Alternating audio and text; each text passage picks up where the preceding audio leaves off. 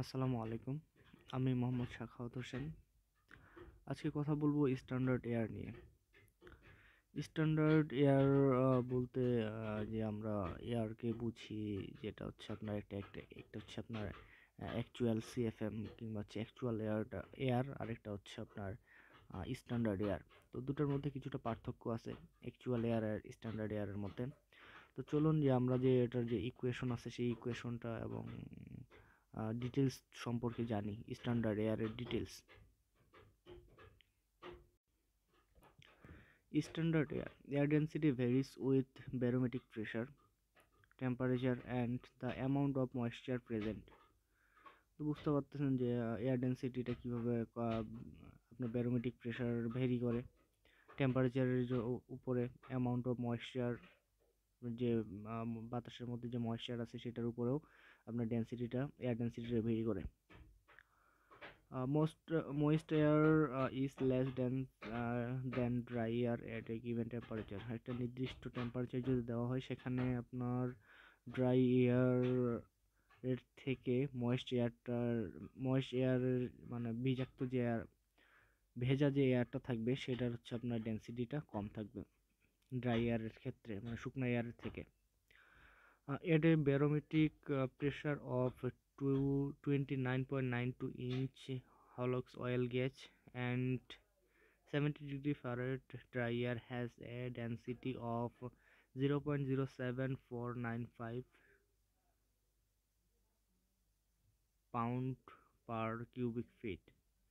তো স্ট্যান্ডার্ড এয়ারের যে যেটা হচ্ছে আপনার আমরা দেখলাম এর আগের ভিডিওতে আমরা দেখছি যে সি লেভেলের ক্ষেত্রে শুধুমাত্র 70 ডিগ্রি ফারেনহাইটে যদি টেম্পারেচার থাকে, সেক্ষেত্রে এয়ার ডেন্সিটি যেটা আছে সেটা 0.075 হয়।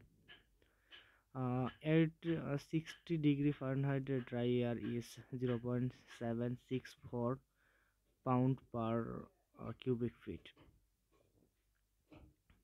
Federal agency documents defense standard atmosphere at sea level standard temperature at 59 degree Fahrenheit with 29.921 inch Halox oil gas barometric pressure. Industry federal agency standard air সম্পর্কে যে সংজ্ঞাটা দিয়েছে, তাতে তারা বলছে যে হচ্ছে আপনার সি লেভেলের মধ্যে স্ট্যান্ডার্ড টেম্পারেচার যদি আপনার 59 ডিগ্রি ফারেনহাইট এবং 29.921 ইঞ্চ হ্যালাক্সওয়েল গ্যাজ ব্যারোমেট্রিক প্রেশার হয়। আর industrial documents define standard air বলতে হচ্ছে ইন্ডাস্ট্রিয়ালভাবে হচ্ছে আপনার স্ট্যান্ডার্ড এয়ার বলতে হচ্ছে অন্য কিছুকে বোঝায়। তারা অন্যভাবে আপনার এই স্ট্যান্ডার্ড এয়ারটাকে হচ্ছে ডিফাইন করছে। আর ASHRAE uses standard value of 0.07 pound of dry air per cubic foot for 60 degree Fahrenheit at saturation and for 69 degree Fahrenheit dry at 14.7 পাসিয়া।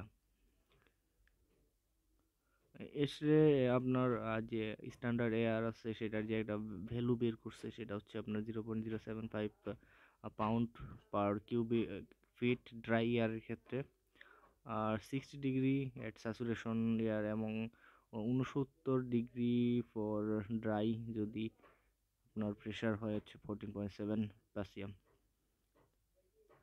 The ESTE Fundamental Handbook capture on duct design state that no correction to their duct friction chart are needed for plus minus 30 degree Fahrenheit from 70 degree Fahrenheit elevation to 1500 feet and duct pressure from plus 20 inch water gauge to minus 20 inch water gauge. This limit result in only plus minus 5% variation. Comparable limits should be acceptable for field test. Other variation can be observed in Appendix K. Okay, appendix K বলতে আমি যেটা বলতেছি, appendix কে হচ্ছে আপনার এটা। তো এই টেবিলটা আমরা এর আগেও দেখছি air density correction factor appendix K বলতে তারা বোঝাচ্ছেন। তো এই টেবিলটা সম্পর্কে আমি আগের ভিডিওতে একটু আলোচনা করেছিলাম, তো আপনারা সেটাই দেখে নিতে পারেন। এই টেবিল সম্পর্কে তেমন কিছু বলার নাই আর। তো আমরা চলে যাই মূল কথায়। ওকে, those to test air handling system will occasionally be concerned with the designation ACME, ACFM and SCFM. ACFM means A means actual CFM and S means standard CFM. After পরের লাইনে তারা বলছে যে A refers to actual and the S refers to standard. Chapter 10 of the Industrial Ventilation Manual, published by ACGIH, define their equivalent method of calculating actual CFM. The standard CFM basis of 0.075 pound per cubic feet at 70 degree Fahrenheit at sea level. ওকে, এটাতে তো কিছু equivalent method আছে যেটা তারা define করছে হচ্ছে ACGIH। এটা আপনার পাবেন হচ্ছে আপনার চ্যাপ্টার 4 ইন্ডাস্ট্রিয়াল ভেন্টিলেশন ম্যানুয়ালের যদি কোনো পিডিএফ থাকে আপনাদের কাছে কিংবা বই থাকে সেখানে পাবেন। তো সেখানে বলা আছে যে এতে বলা আছে, এতে বলা হচ্ছে actual CFM equal standard CFM. Actual CFM equal হচ্ছে আপনার standard CFM into 460 plus T divided by 530, যেখানে T is the actual dry bulb air temperature, আচ্ছা, in Fahrenheit, moisture is negligible and pressure is less then plus minus 20 inch water gauge.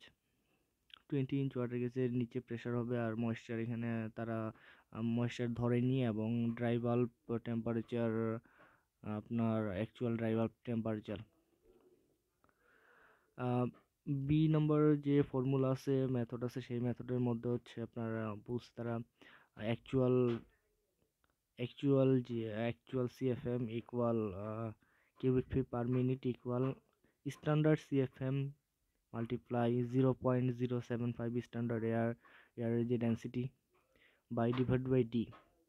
এই D, where D is the air density taken from psychrometric chart তো আপনারা দেখছেন যারা HVAC সিস্টেমে কাজ করে কিংবা ডিজাইন করে, তারা অবশ্যই সাইকোমেট্রিক চার্টটা দেখছেন, সেটাতে কি কি থাকে। তো এই ডি এর যে এয়ার ডেন্সিটি সেটা সাইকোমেট্রিক চার্ট থেকে নিতে হবে। আর সিতে যেটা বলা আছে অ্যাকচুয়াল সিএফএম ইকুয়াল হচ্ছে foot pound per minute of dry air multiply humid volume cubic feet per minute per pound of dry air. These evaluations are rarely applied on commercial projects but are common in the industrial sector. For example, outdoor air at 95 degree dB and dry bulb and 75 degree wet bulb has a humid air volume of 14.3 cubic feet per pound of dry air. The density is 0.07 pound per cubic feet. যদি এখানে বলছে যে outdoor air যদি হচ্ছে 95 degree হচ্ছে আপনার dry bulb temperature এবং wait bulb temperature 75 degree হয়, আর হিউমিড এয়ার ভলিউম যদি হয় হচ্ছে আপনার 14.3 কিউবিক ফিট পার পাউন্ড, প্রতি পাউন্ডে 14.3 কিউবিক ফিট হয় ড্রাই এয়ার যে volume. The density of is, তাহলে তার যে ডেন্সিটি আছে সেটা হবে 0.07 pound per cubic feet.